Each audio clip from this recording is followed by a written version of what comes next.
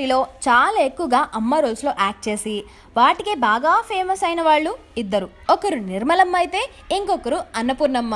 ముఖ్యంగా అన్నపూర్ణ గారు 80s 90s లో చేసిన ప్రతి సినిమాలోనూ అమ్మ రోల్లోనే కనిపించారు.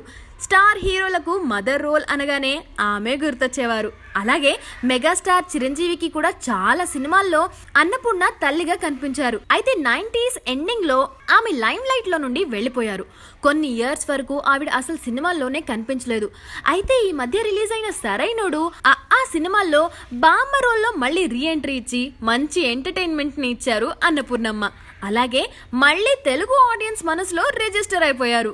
ఇప్పుడు ఆమెకు ఒక పెద్ద ఆఫర్ వచ్చింది. అదేంటి అనుకుంటున్నారా?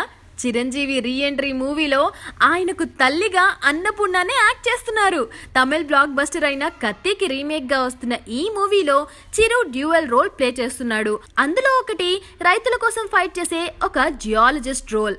ఈ రోల్ కి తల్లిదండ్రులుగా అన్నపూర్ణమ్మ ఇంకా చలపతిరావు గారు కనిపిస్తున్నారు. పాత తరం యాక్టర్స్ అయిన వీళ్ళిద్దరు కూడా చాలా ఇయర్స్ గా సినిమాల్లో పెద్దగా కనిపించలేదు. అయితే ఇప్పుడున్న క్యారెక్టర్ ఆర్టిస్ట్ లో ఎవరిని పెట్టుకున్నా చిరంజీవి ఏజ్ కి సరిపోరని భావించి అన్నపూర్ణమ్మ చలపతిరావులను చూస్ చేసుకున్నారు.